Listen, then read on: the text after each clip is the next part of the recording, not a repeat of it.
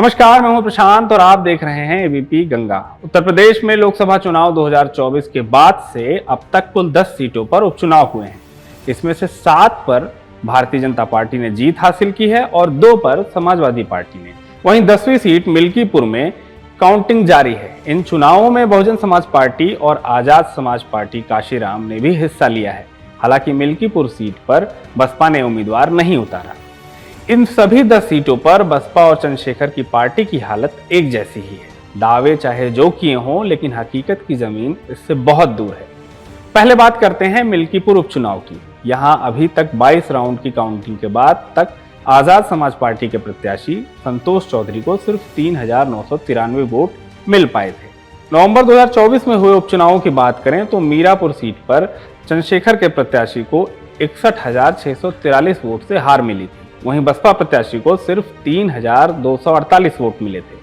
कुदरकी में आजाद समाज पार्टी के प्रत्याशी को 1.5 लाख से ज्यादा वोट से हार मिली थी। वहीं बसपा के लिए आंकड़ा 1,70,000 के करीब था। गाजियाबाद सीट पर बसपा 86,000 मतों से हारी थी और आजाद समाज पार्टी के प्रत्याशी 90,000 मतों से। खैर में बसपा 86,000 और चंद्रशेखर के प्रत्याशी लगभग 92,000 मतों से हारे थे। करहल में बसपा प्रत्याशी लगभग 96,000 मतों से, वहीं आसपा प्रत्याशी के लिए यह आंकड़ा 1 लाख के पार था। सीसामऊ में बसपा प्रत्याशी को 68,000 वोट से हार मिली। इस सीट पर आसपा का प्रत्याशी नहीं था। फूलपुर सीट पर बसपा 57,947 वोटों से और आसपा 73,840 मतों से हारी थी। लगभग यही स्थिति कटहरी मझवा में भी थी। चंद्रशेखर की पार्टी ने मिल्कीपुर में सपा के बागी यानी संतोष चौधरी को प्रत्याशी बनाया था।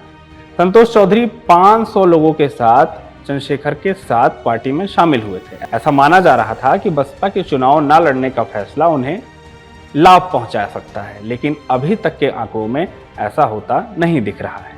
नवंबर 2024 के चुनाव के बाद बसपा चीफ ने स्पष्ट कर दिया था कि अब उनकी पार्टी कोई उपचुनाव नहीं लड़ेगी। नवंबर 2024 में हुए उपचुनावों के नतीजे और आज हो रही मतगणना के इन आंकड़ों को देखें तो ये स्पष्ट दिख रहा है कि भारतीय जनता पार्टी और समाजवादी पार्टी की लड़ाई में बसपा और चंद्रशेखर आजाद की पार्टी को सियासी जमीन नहीं मिल पा रही है।